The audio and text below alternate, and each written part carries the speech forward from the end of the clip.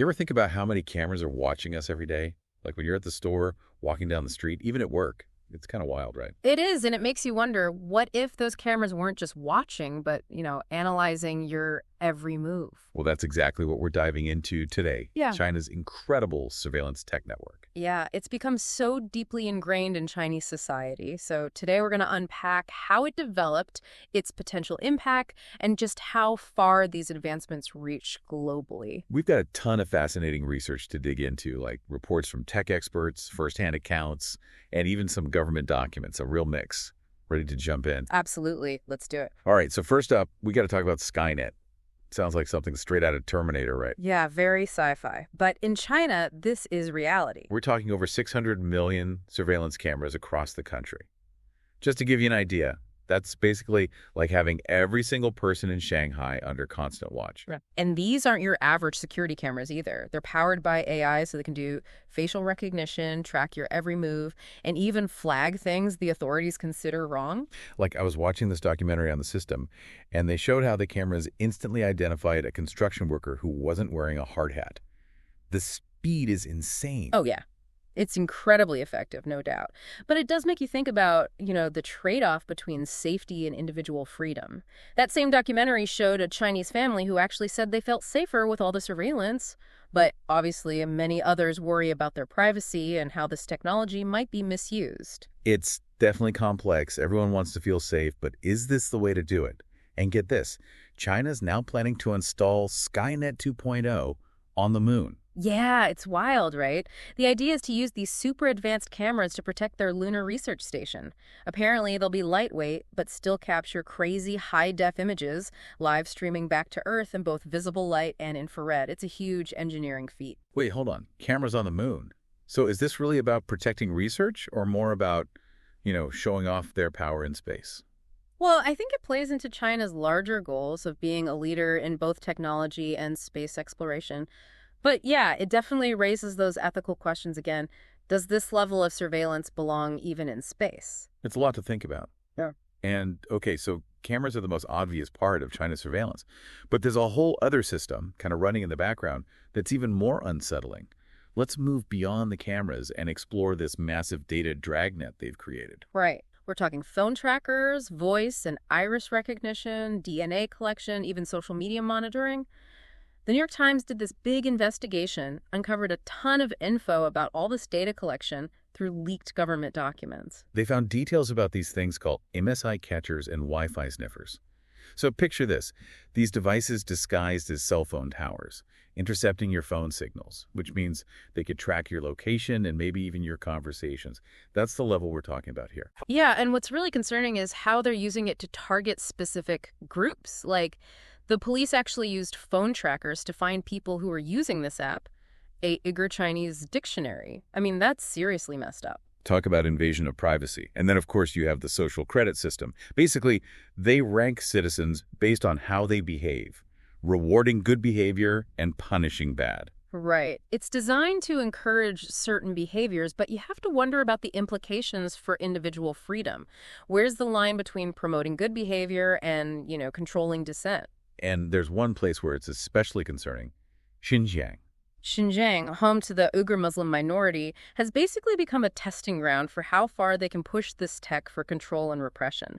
There are stories of constant monitoring, restricted movement, and people being forced into these re-education camps. It's pretty scary. They use facial recognition to control who gets into residential areas, police checkpoints everywhere with mobile ID scanners. And sadly, we've heard accounts from people who've been in these camps, and it's a pretty grim picture of how this technology can be abused. Yeah, it's a clear example of how powerful these tools can be for suppressing entire populations. And it makes you think, what happens when this technology spreads to other countries? Because it's happening, right? Companies like Huawei and Hikvision are major players in the global surveillance market now. Oh, for sure. They're in over 80 countries, which has raised a lot of alarm bells. I mean, what if these systems end up being used by authoritarian governments to track and control their own people? It could lead to some serious human rights violations. Like we've seen in places like Zambia and Uganda, right? There have been accusations that Huawei helped the governments there spy on their political opponents. And it's not just developing nations either. Even in some Western countries, they're using cameras made by Hikvision and Dahua It's a huge ethical dilemma. Should countries, even if they prioritize security, be using technology that has been linked to human rights abuses? I think this debate's only going to intensify as the technology spreads. And speaking of Hikvision, let's talk about them for a minute. They've gone from this small startup to being the biggest surveillance camera maker in the world. How did they pull that off? Well, there are a few reasons. First, they got government subsidies, which meant they could sell their cameras for way less than their competitors. Second, they formed strategic partnerships, giving them access to new markets and technologies. And third, they were really smart about adopting open standards like ONVIF. So instead of making their own systems that only worked with their equipment, they made sure their tech could work with everyone else's stuff. Exactly. They saw that the industry was switching from analog to digital cameras, and they jumped on that. By embracing ONVIF, their systems could be easily integrated into existing setups, and boom, they went global. But of course, this success hasn't gone unnoticed. The U.S. government's been trying to slow them down. Yeah, they banned government agencies from buying Hikvision equipment and restricted exports of certain components. It's like a tech standoff. So how's Hikvision responding? Have these restrictions actually slowed them down or just made them more determined to go it alone? They're feeling the pressure, no doubt, but they're also pretty resourceful. They're pouring money into developing their own chips and AI to replace what they can't get from the U.S. So they're adapting. But this goes way beyond one company. This is about a whole global spyware industry. Absolutely. Hikvision's just one piece of this complex puzzle. There are so many private companies all over the world that create and sell advanced surveillance tools to governments and other players. And honestly, the lack of transparency and regulation in this industry is pretty terrifying. Can you give us an example of one of these tools and what it can do? Well, one of the most well-known is Pegasus spyware, developed by this Israeli company called the NSO Group. This thing is seriously powerful. It can pull information from your phone, track your movements remotely. Basically, it can turn your phone into a listening device. And we've seen this used in some major cases, right? Yeah. Pegasus has been linked to spying on journalists, activists, even world leaders. One of the most disturbing cases is Jamal Khashoggi, the Saudi journalist who was murdered in Istanbul. There's evidence that Pegasus was used to spy on his family and friends before he was killed. It's chilling. These tools can silence dissent, intimidate people, and even potentially lead to violence. Exactly. The Pegasus case shows us just how much potential for abuse there is, and how desperately we need more transparency and accountability in this industry. We need to start asking some tough questions about how to regulate this tech and make sure it doesn't end up in the wrong hands. So what can we do? Is there any way to push back against this tide of surveillance? It's definitely a challenge, but I think the first step is awareness. We need to understand the scope of this problem and what it means for us if we let unchecked data collection run wild. As they say, knowledge is power. If we know what we're up against, we can start to fight back. Right. We can support organizations that are fighting for privacy and digital rights, be careful about the technology we use ourselves, and demand more transparency from both companies and governments. So it's a combination of things we can do individually and pressure we can put on those in power to show them we're not okay with a future where every move we make is tracked and analyzed. Right. We need to reclaim our right to privacy and push back against the erosion of our freedoms. This deep dive has been really eye-opening so far, and it just shows how fast this world of surveillance is evolving and how important it is that we pay attention. It really has. But before we get too far ahead, let's take a minute to sum up what we've learned. What are some key takeaways you want our listener to walk away with? I think the most important one is this. Surveillance technology is becoming more and more sophisticated, and it's spreading everywhere. It's not just about cameras on the street anymore. It's a whole web of data collection that can track us online and in the real world. And this isn't just happening somewhere else. It's affecting all of us, even if our countries don't have huge surveillance systems in place. Absolutely. And the problem is companies and governments often operate in secret, which makes it really hard to hold them accountable. But we can't just ignore it. We have to stay informed and involved in the fight for our privacy. It's definitely a fight worth having, and we all have a role to play. But this deep dive's not over yet. We've been talking about how far this surveillance tech reaches and how it's impacting people all over the world. But, it's easy to forget that it's happening right here, too. Let's bring it back home for a minute and talk about our own experiences with surveillance. What comes to mind for you? It's funny you should say that.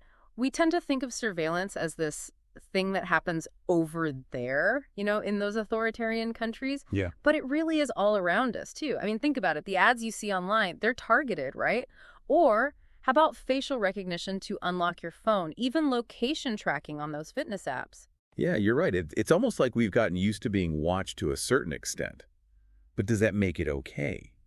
Where's the line between convenience and, giving up too much of our privacy? That's the big question, isn't it? It's something we all have to think about, both personally and as a society. Technology just keeps advancing, so those lines between what's acceptable and what's intrusive, they're constantly shifting.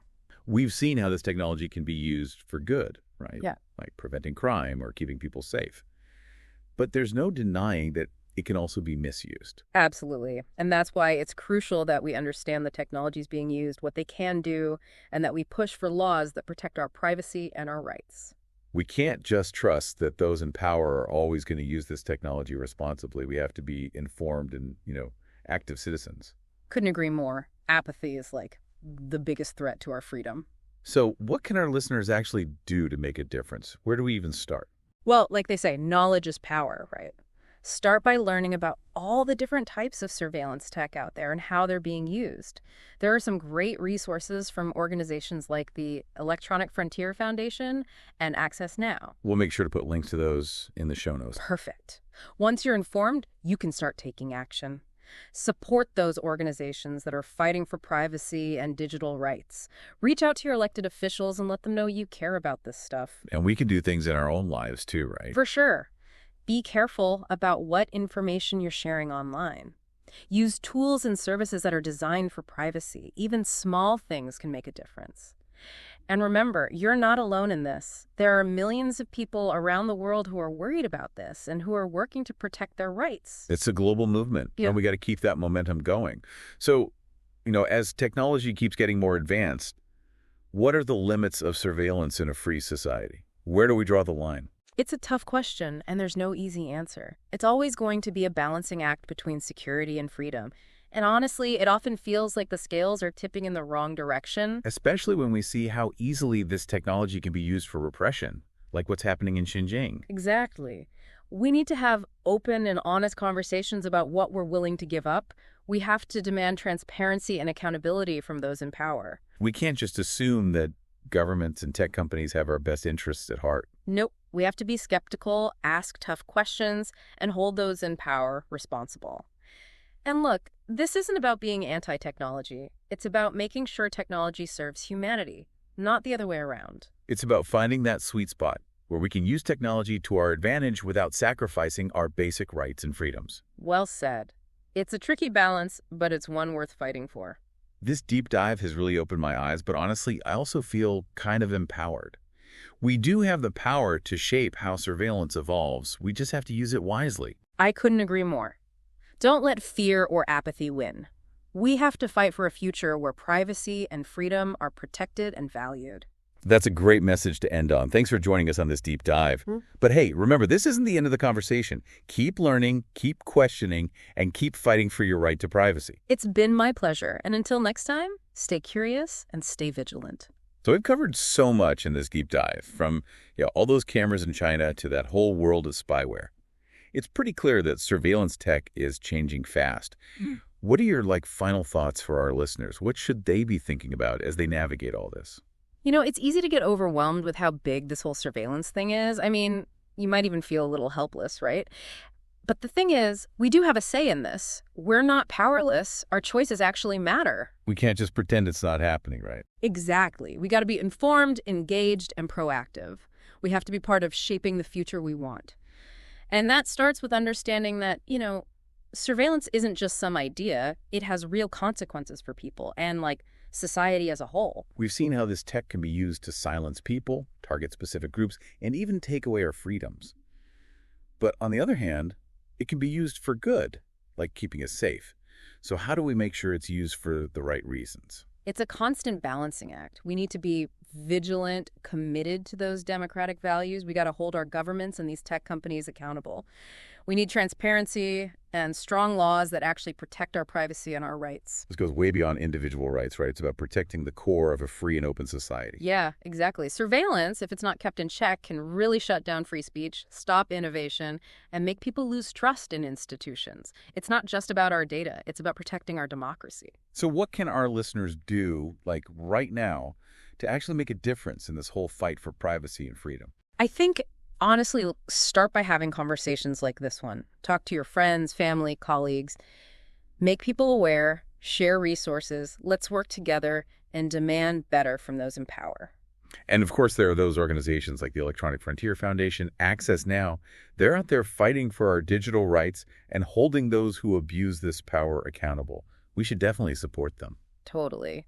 And just remember, every little thing you do adds up. Choosing services that prioritize privacy, being mindful of what you share online, speaking up against stuff that's wrong, it all makes a difference. This deep dive, it's been a real journey. We went deep into surveillance technology, talked about what it all means and the choices we have. We saw the good and the bad. And, it's really clear. The future of privacy is up to us. I really believe we can have a future where technology helps people and still respects our basic rights. But we got to work together. We need to commit to those democratic values and, we can't just accept that our freedoms are going to disappear. We have to push back. Thank you so much for, guiding us through this complex and sometimes kind of scary world. Your insights have been amazing. It's been a pleasure. Just remember, stay curious, stay informed, and most importantly, never stop fighting for that future where privacy and freedom win. That's a great note to end on. Thanks to everyone for joining us on this deep dive. And remember, this conversation doesn't end here. Keep learning, keep questioning, and keep fighting for your right to privacy.